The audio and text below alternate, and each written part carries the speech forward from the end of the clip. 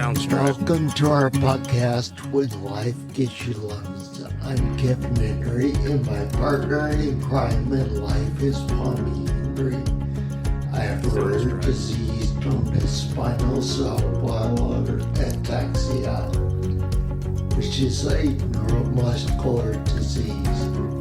This has left me mobility challenges as well as speech, with a speech impediment, noise-induced anxiety.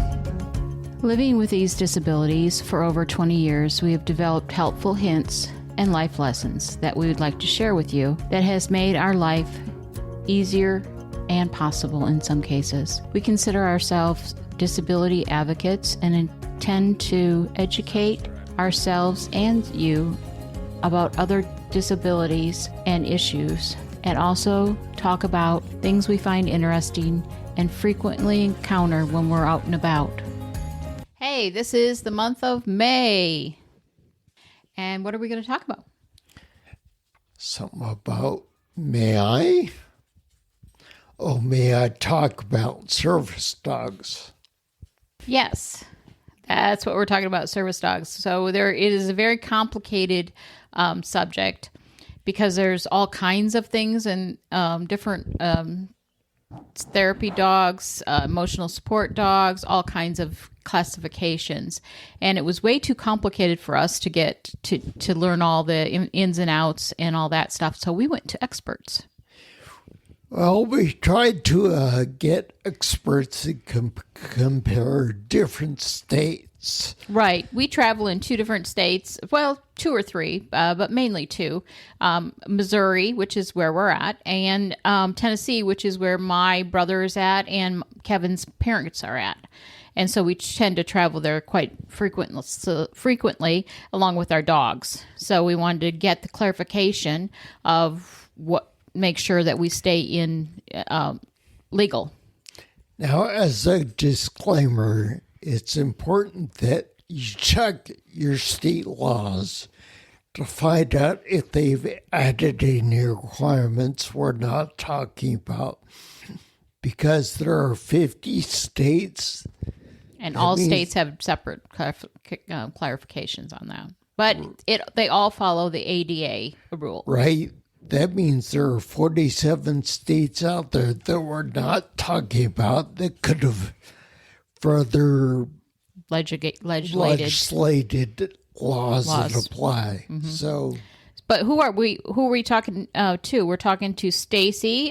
She is an owner of Bush's Pet Store and kenneling, and also a doggy daycare here in our town. She's a friend of mine, and she was nice enough to be on the podcast. And then my mother-in-law, Ruth Henry, she knew of an expert, Christy, from Thunderhawk K9 in Tennessee, and she actually has taken some of her courses and said she's amazing as an instructor. Now, Stacy does not train service dogs. She's just sees the other end of it, where the service dogs and the therapy dogs and the emotional support dogs come into her place. But Christy would be the expert as far as service training in the Tennessee area. Now, let me read to you so we don't have any confusion. What the ADA says about service dogs.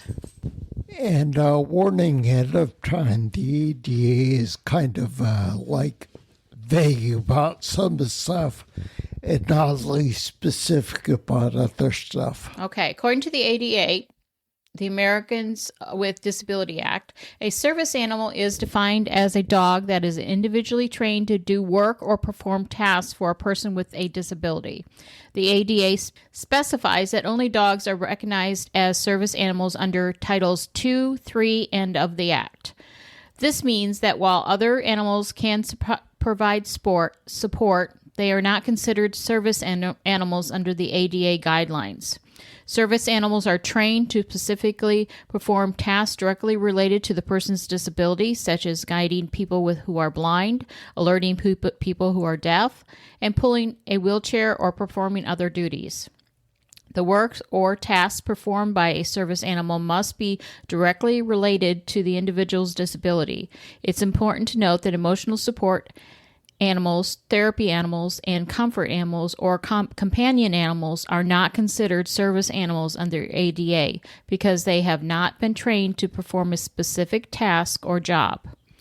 If you need more details, please visit the ADA official website. Kevin will have that below in the show notes. Now, accessive rights. No. Access rights. Service dogs are legally allowed to accompany their handlers in most public places, including restaurants, shops, and hotels. This is to ensure that the individual with the disability can participate in everyday activities. Differences from the emotional support animal. It's important to note that service animals are not the same as emotional support animals. Service dogs are trained to perform specific tasks, where an emotional support animal is not. So let's get on with all the experts telling us where exactly we stand. Okay, that sounds like a great idea. First up, hey, stay tuned for the end of the podcast for a chance at our 2024 podcast drawing. All right, now we'll hear from Christy from Thunderhawk K9 in Tennessee. So this is Palmy and Kevin, and we have a special guest, Christy from Thunderhawk K9. Hey, Christy, how are you? Hey, I'm good, thank you. How are you? Doing fine. Hey, Awesome. we contacted you today because we were doing a podcast on service dogs and the three other categories that that would help with a disabled person. So we're talking service dog, we're talking therapy dog, and we're talking emotional support dog. Awesome. And those are the three major categories. And I think often people confuse what roles each of those have defined as. Yes. Yeah, but they're all vital. They just have very, very different properties. So let's start with the service dog, which is the one that involves more of the training. And am I correct that you do train service dogs? We do. Service dogs, like you said, they're dogs that are task-based trained, meaning they do specific jobs or tasks for their owner / handler to help them mitigate a diagnosed disability. Primarily, we do service dog training with their owners. There are some facilities that will take dogs in, do all the training themselves, and then match them. There's some really, really great reputable organizations. Unfortunately, in our industry right now, it's kind of a fad. And so there are a lot of people that are either think they're doing a great job and maybe don't have the whole picture. I think there's also, it's an area that's become quite taken advantage of. But we do offer it, like I said, in conjunction with their owners so that they can be part of the training process, especially since it's such a long duration. And tell me, do you have a recent graduate that you trained for a specific diagnosis or disability? Graduate, I can't think of anybody right off the top of my head. And that's sort of a hard thing anyway, because all training is an evolving process. And the dogs are always in training every time they are out with their person. But certainly we want to see a metric of they've accomplished this before they're going out into public. I do have a group that I meet with every week to biweekly of 4 to 5 service dog handlers that are bringing their dogs up. 2 members of our group are former veterans, one from Vietnam and then one from more recently, and their dogs are in training for PTSD type stuff, as well as indicated retrieve, mobility assistance, things like that. We have one who right now I'm working with his mom. The young child has a pretty significant disability that helps with mobility. So as well as some attention deficit issues and things like that. I have another woman in the group. She's on her second dog. She's training with us. And she has some significant anxiety disorders that present themselves in some self-destruction, not to the point of mutilation, but she'll like scratch lesions on herself and things like that. So her dog has some interruptive behaviors that have been trained. So those are just some examples. So training is ongoing then continually throughout the process. Then. Yep. And Not like I'm sorry. not like blind CNI dogs where I think they graduate and then they go to the owner type of thing. Is that what? So They that's a little do, but different. it is, but they still have trainers in the area where they go, or if they're local to the leader dog schools, they still meet for maintenance stuff. Okay. Because dogs, again, they're always learning and they're always going to do what benefits them, to be honest. And so if they get into their work and through the course of their work, they end up performing a behavior that maybe isn't part of the picture that we want to see, but that behavior is inadvertently rewarded. Maybe they're just having a bad day and they have an ear infection, and they saw another dog and they were just a little more grumbly. But when they did that, the other dog backed away or alerted to them. Now that dog learned in that one moment that being a little bit grumbly can affect their environment. And so then we need to go back and recondition that. You don't get to be grumbly and be a service dog. So now, again, the hardest thing, hands down, with service dog work is the individual genetic temperament of the dog. You just can't train out genetics. So it's a very, very, very small fraction of the canine population that is truly appropriate to service dog work. And so maybe grumbly wasn't the best idea. A service dog really should never be reactive to their environment, but they're human. I mean, but they're dogs too. They go back to their basics. To some degree. That leads me to a question on the cost. We've heard it's quite expensive. There's lots of grants out there in order for people to be able to afford this. I know the Veterans House or Veterans Affairs here in Missouri offers a whole course on it and financing for it because it's so expensive. It is a continuing evolving process. And a finished dog, depending on what skill sets they're trained in, could be upwards of $25,000, which obviously is quite cost prohibitive for a lot of people. I don't blame them. But part of that is because that temperament is so specific that you're either buying dogs out of a breeding program that has been putting out this specific temperament for decades and decades, or you are taking in a lot of dogs with the hopes that some of them will have that temperament, but you're spending the time raising them, training them, feeding them, interacting with them, and you can't make that judgment call until they're like 8 to 18 months. Wow. And so then when the dog isn't going to work out for that, then you're going to repurpose those dogs into hopefully other jobs or pet homes. So it is quite a costly process to get a dog to a finished place. Wow. There are all the grants available. And honestly, I have people that I refer people to help with that. And they range from, definitely helping people that might be economically compromised to people that maybe make a little bit too much to to receive state funds. Right.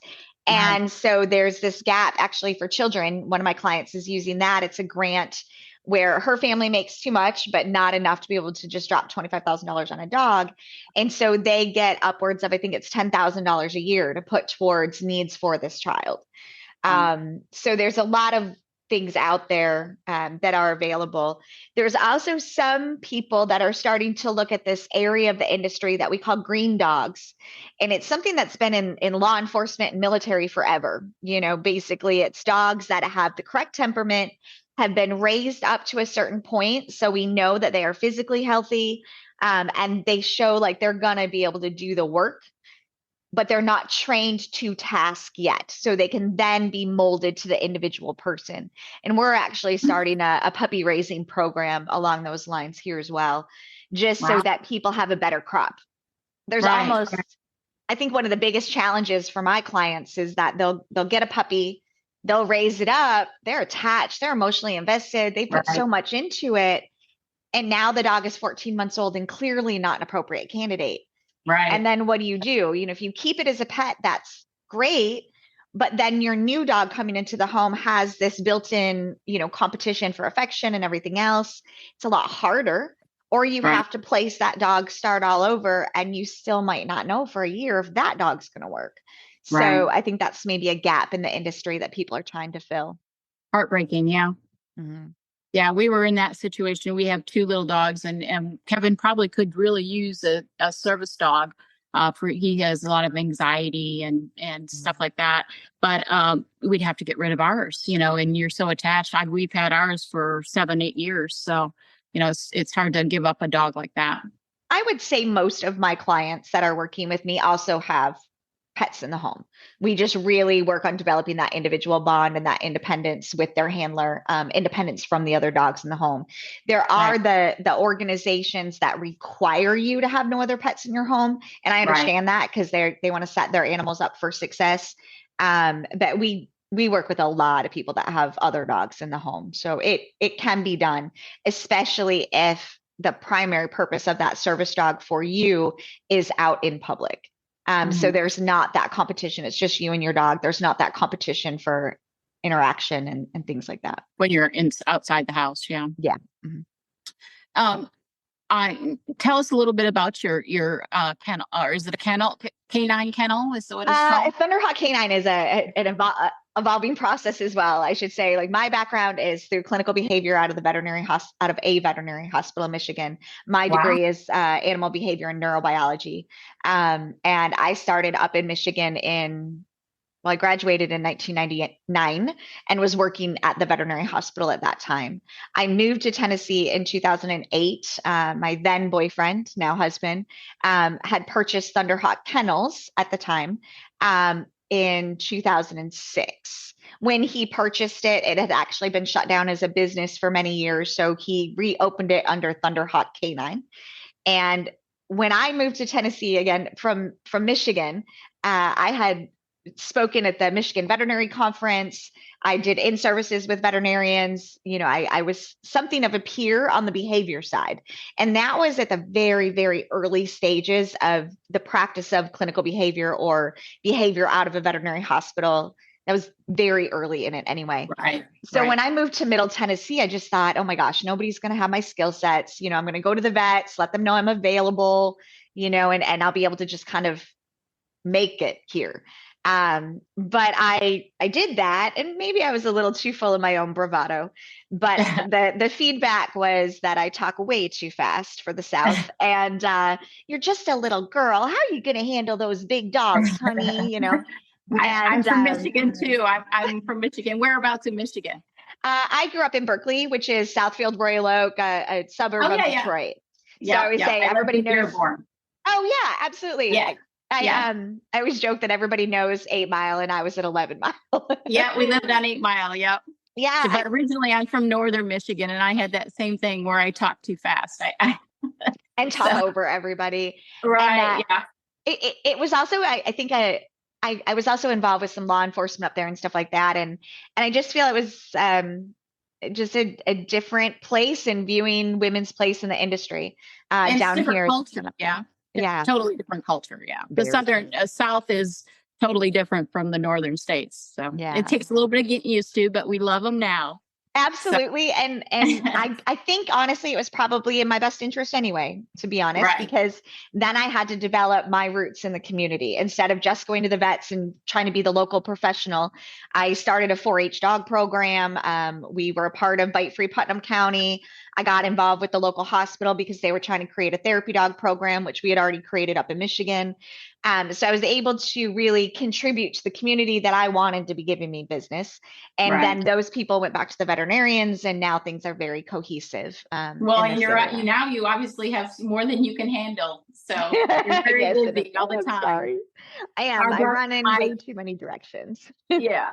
My mother-in-law just loves the training that she gets there. That's our connection to you. And so we are curious, is there different requirements in different states? We were talking about Michigan versus Tennessee, but service-wise, emotional, or is it just a common?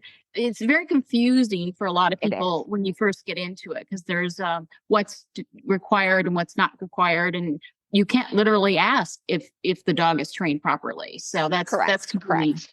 So my basic overview is that, we have those 3 main designations that you mentioned. We have therapy dogs. Therapy dogs are somebody's pet who is trained to a high level of degree. And then they've also had their temperament tested to say that this dog genuinely enjoys the interactions with other people. And then when those dogs are working, they are everybody's dog. And they do, again, go through that evaluation process. They are generally certified by an organization. We work with a couple different ones, and that organization kind of backs their volunteers, usually with upwards of a $1 million liability policy. And they do not have any legal access rights. You can't take your therapy dog anywhere that pets are not invited, unless it's very specifically requested by the administration there. And even then, it's subject to federal law. So like a restaurant owner couldn't say, hey, I want to have a therapy dog visit here. You can't do that. There also is this new subsection of therapy dogs. They're commonly called facility dogs. These are dogs that live within the facility or are owned by somebody that works within the facility. So schools, therapists, we've trained some for local dentist offices. And they do kind of the same thing. They're there to comfort the humans that are there. They are not typically covered by any of these third-party organizations. They are under the liability of that company, or that person, probably both. And we usually recommend that there's a separate liability policy just for that dog. But even in every case, those dogs are, like I said, they're everybody's dogs. Then there's the emotional support area. Emotional support dogs are covered by the Free Housing Act. That's where all their laws are at, or at least a large portion of them. They only have legal access rights for housing and transportation, and it can be state dependent. So more and more municipalities are passing legislation about it, and then they kind of get fought through the Fair Housing Act, and it kind of goes back and forth. And a lot of that is because there's so much abuse in that area. Right. An emotional support animal requires a medical documentation saying that the human needs this animal in their life. It makes no stipulations on the training of the dog, the type of the dog, anything. It just says the human benefits from having it and therefore should have it in housing and transportation situations. And that's why you can go online and you can speak to a therapist for 15 minutes, and then they can give you that letter that you need to take to your landlord or whatnot. So there's a lot of back and forth on that one. And I just tell people, go ahead. Is that typically like those things you see online or YouTube or whatever, where they offer certification, and that's all it's really doing is giving you you're having an interview with a doctor, psychiatrist, whatever. It's just not a thorough background, evaluation or anything. It's just not usually. Yeah, not usually. Now I work with plenty of clients who are in therapy and they would benefit or do benefit from it. And they do get a letter from their practitioner. So there's a lot of truth in that part of the industry, but there's just so much scam. And all you have to do is spend 5 minutes on a local Facebook page, and somebody will say, hey, how do I keep my dog in my apartment? It's not pet friendly. And my landlord just found out. And there's 27 comments that say, oh, just go get yourself this. Right. To call it a certified emotional support dog, I mean, again, the laws make absolutely no demands nor requirements or anything else for the training on the dog or anything about the dog. So it just, that letter just says there is a need by the human. And then the little loophole that I suppose landlords have and whatnot is that any dog, no matter what job they are performing, if they create a disturbance, if they are not unobtrusive, then they can be asked to be removed unless they are in the act of tasking. So then that brings us to service dogs. Service dogs are, handler specific. They should be very attentive to their one person. They must complete a task or multiple tasks that help that person with a diagnosed disability mitigate life. It is true that all a business owner or anyone can do is say, is your dog a service dog? And what tasks does your dog provide?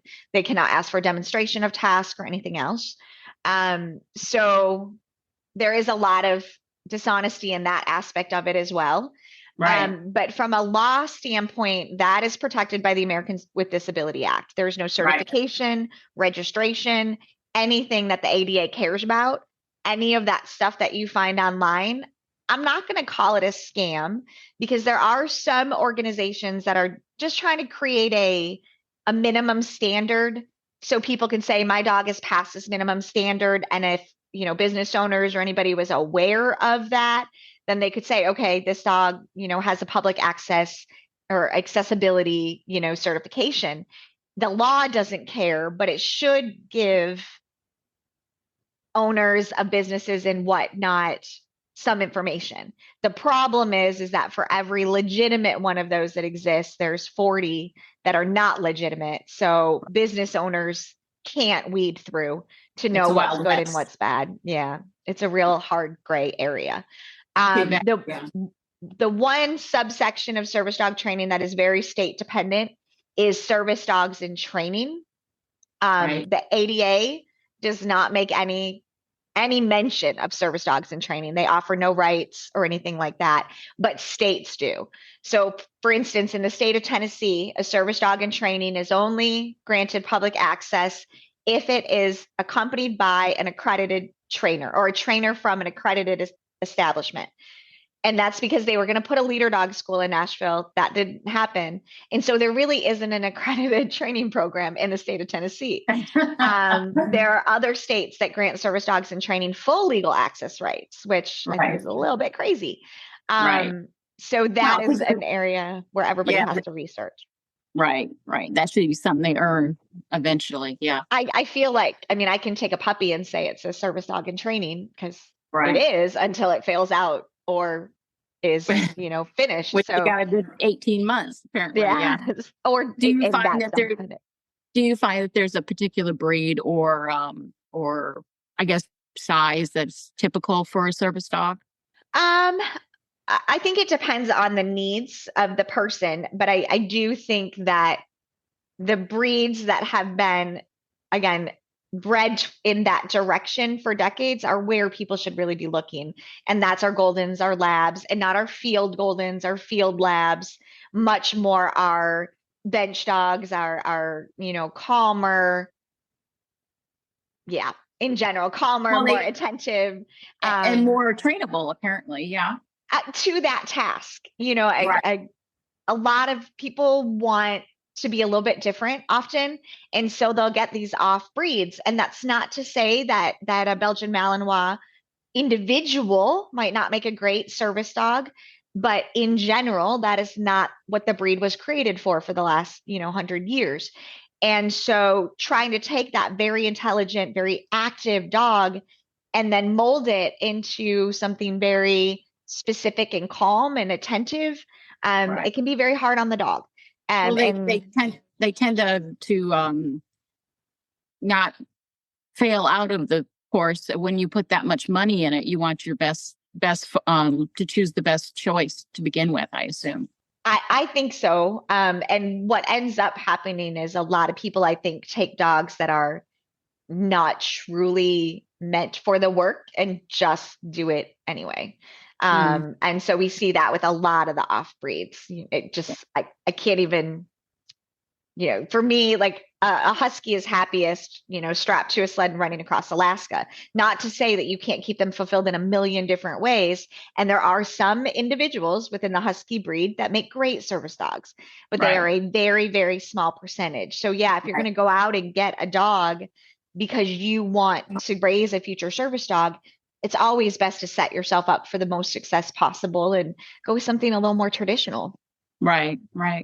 Well, thank you. I appreciate your time, Kristen. Absolutely. Christy. And our podcast will come out on either Wednesday or Thursday, right? It'll come out usually on Wednesday unless I have a tough nut to crack in the editing. Yeah. Okay. Awesome. Well, I really appreciate the opportunity to talk to you guys today. And if you can send me a link to that, I'd love to have it, and I'll get it circulated as well. Thank you. We appreciate it. Thank you. You guys have a great day. You too. You too. Bye. Bye-bye. Wow. We really learned a lot of stuff there. I think we knew a lot more about service animals than we did before. Okay, so this is Stacy Heiser, and she owns Bush's Pet Products here in Cape Girardeau. And we're going to talk to Stacy today about service animals. We're investigating how to get a service animal, what you need to do, and all the details. And I've known her in the past. She's a friend of mine from before when I had the cafe.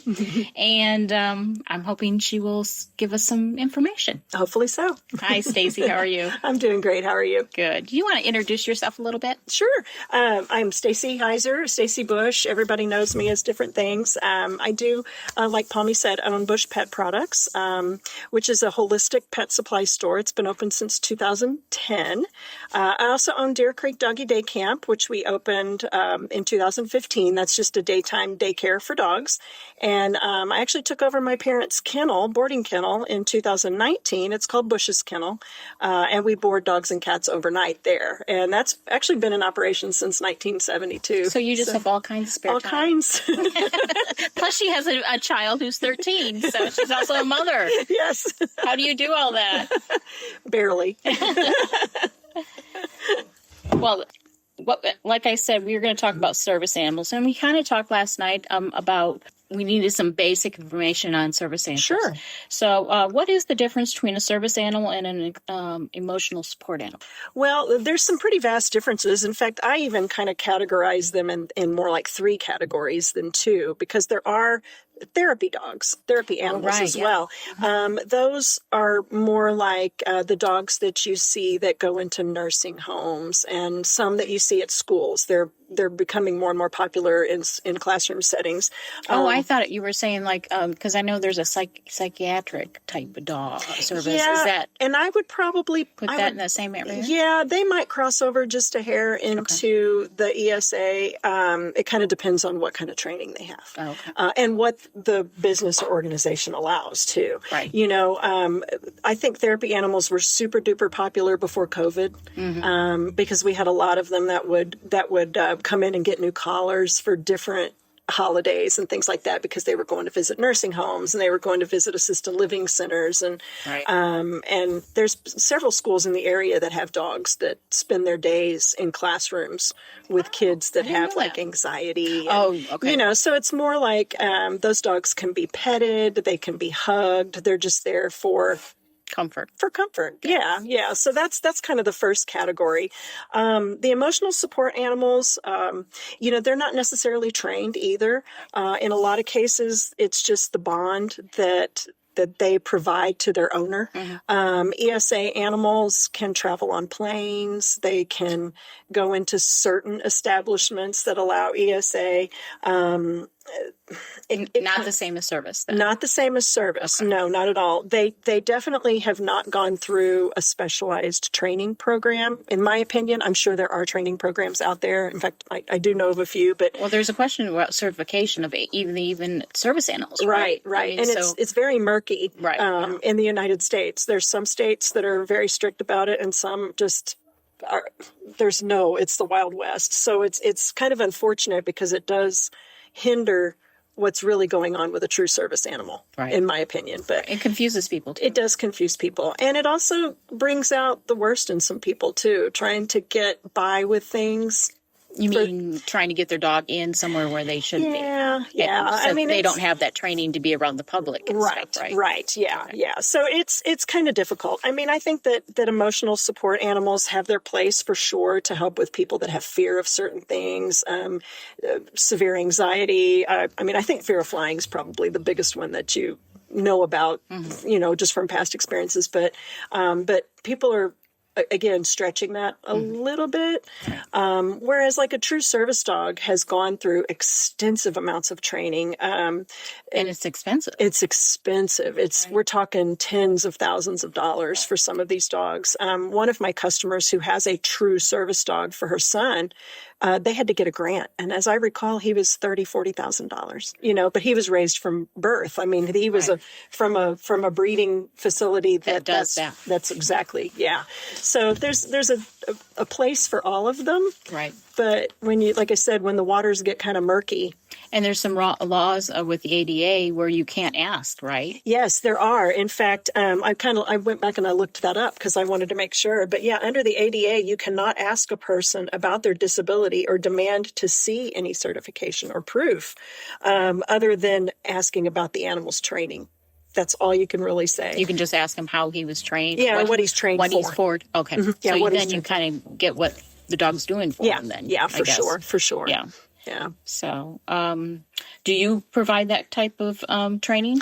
No, I don't. I do have some resources which I can either give to you now or later, I'll put them on the bottom. some of the in the local area. Of course, there's all kinds of national organizations too. You do have to kind of sift through those just a little bit too. If you're just using Google for everything, I got stuck somewhere. I actually asked about service dogs, and I suddenly got all this junk coming to me. You know, please certify your dog. Yes, we'll send you a vest, and you know, I was thinking, where's the training? You know, they just want to send you a vest and charge you $95. Yeah, and there are a lot of websites that will.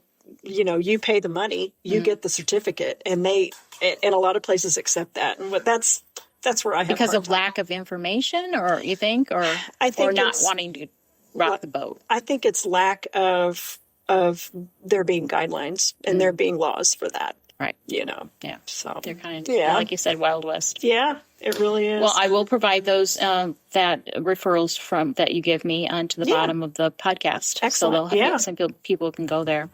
And so we kind of got into this the other night. We talked about your business. It is a pet store. And so pets come in. I see dogs and cats all the time when I come in. Yeah. And I brought my dog in a couple of times. Yeah. Mine's it's the one that's not so public. He would not pass his obedience class because he doesn't like people. Yeah, it happens. He can do everything else, but he just does not like people. But so have you seen some issues? Yeah, I will say in this location, which we've been in for, I guess, 3 years now, it's been better.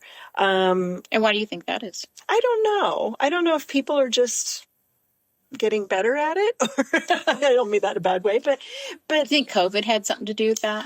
You know, I have to wonder because we did move right after COVID, so maybe. But at my old location, there were a few times that I had questions. Fights or dog fights? No dog fights. We had one person come in who claimed to be a dog trainer whose dog actually peed in 3 different spots in my store. And I'm like, well, the basic training is potty training. We kind of had some pretty, 3 times. How did he get 3 times out of there? He just went over and lifted his leg. He was marking. Yeah, he was, which a trained dog would not do that. Yeah. I had another customer come in with a dog for a bath, and I had questions because he was very old and very... for lack of a better way of saying it, broken down. And I'm like, how could he do service work? You know, or at that time it was probably more. It wasn't anything that he did cause problems, though. You just were worried that. Yeah, I just had concerns. Oh, because you did give discounts, right? We did. Oh, okay. We do. Yeah, because we do give a $5 bath for like active military dogs, active K9 officers, and they get free baths. Our local, like the police, right? But military dogs and service animals get a $5 wash instead of their regular $15. So I had suspicions. So it was couponer. Yeah, that's what I was kind of afraid of. I mean, you can kind of tell, and especially after we have three service dogs who come in, true service dogs. Right. We have the one that I told you about that they got the grant for their son, and he is a wonderful dog. When he's in here, he's off duty, so he can be petted. Right. But if he were to come in with his owner, he would be wearing his vest and he would be on the clock, so to speak. Right. And then we have a dog who comes in who is a PTSD dog, and she got him through an organization because she was active military. She saw a lot of combat. Well, the VA actually has a program for service dogs. Wonderful. So, yeah. We haven't looked into it because we would have to get rid of our 2. And and that's it's hard. Yeah. And Kevin's very attached to the 2 we have. Sure. So. I mean, you don't want to get rid of those. Even though they're not emotionally supportive toward they're not very supportive. Well, no, they're very supportive, but they're not certified or anything. Right. I mean, not trained or anything. No. They do. He has terrible anxiety. Sure. And so loud noises, that type of thing. Yes. And so the dog will just pop up on his lap and you can see, and the other one follows him around in his wheelchair. So, even to the bathroom. Right. Well, our third dog is a new dog, and this owner lost her vision. Oh, so an actual blind. And she flew out to California, trained with this dog for several weeks, and then they flew back, and she lives with her in like an assisted living type facility. The Schultz School, they used to be my 7th grade when I was a little kid. They converted it into specialized housing, and so the dog lives with her. Oh wow! Yeah, and when she we comes owned, in when we owned the cafe, the blind school was just down. Yeah. They would come for lunch. Yes, it was a practice session where they would come in and practice. and get used order to and stuff like that. I even got Braille menus for That's them. awesome. So there was quite a few of them. Yeah, so. It's very neat to see. I mean, she comes in and the dog comes in her vest, and she's got the handle on it, but they're okay if we pet her. Right. Just kind of it's hard to resist sometimes. It is hard. Especially when they're adorable. But you definitely don't want to cross that line. No, for sure. Because it confuses ask. the dog. It does. It does for sure. And like in the case of the first dog, when he's wearing his vest, it'll say "do not pet." And so most people are pretty. But I've seen people. Yeah, I've seen. Yeah, especially children, and then parents are like justifying why they let the child touch the dog. Which is. But it'd be a perfect opportunity for a learning. Right. A learning thing for your child too. That's what Kevin has. The chair is very attractive to all children. Oh, I bet. And so he always makes sure he does a learning session. Because the parents will don't. Stay away. Right. Well, it's fine. Sure. Kevin doesn't want, he's not contagious. Right. He doesn't want people to be afraid. Right. He doesn't want kids to be afraid, Right. For sure. And so he'll say, come on over. Do you want to work the levers and, and stuff like that? I like that. So, I like that. Yeah. That's what it should be. Because kids don't know. I mean, they only learn by learning. They do. They do. You said you don't do the service training, but you have a lot of background in training. What type of dog is a breed, size, etc., is good for a service dog, do you think? Well, for a true service dog, a lot of times you see Labradors and Golden Retrievers. Right. And I think that's because they have a good personality and they're very easily trained. They are very food motivated, which always makes training a lot easier. I know one of the organizations that we know over in Illinois, she breeds specifically labs, British labs, as I recall.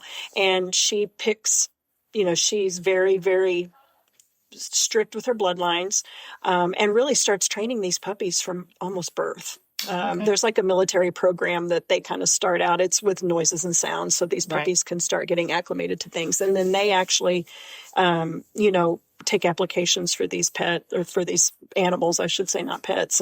And people come in and train with them. Yeah, I think I saw a documentary where they actually choose to follow a person from the beginning of the puppy all the way up to when they graduate. Yeah. It's on YouTube maybe or something. Yeah, that's really neat. Yeah. But I think for like emotional support animals and even some therapy dogs, I think emotional support could be anyone that gives. Particularly smaller, wouldn't you think? I think so in a lot of cases. Get up on and stuff like that. They can. What's a good small breed like that? Oh gosh, I mean anymore. Of course, there's a lot of I say oodles of doodles out there. Yeah, lots and lots. All of different doodles. sizes too. All different sizes. Yeah. I think the little Cavalier King Charles Spaniels are very sweet because all they want is to just be in your lap.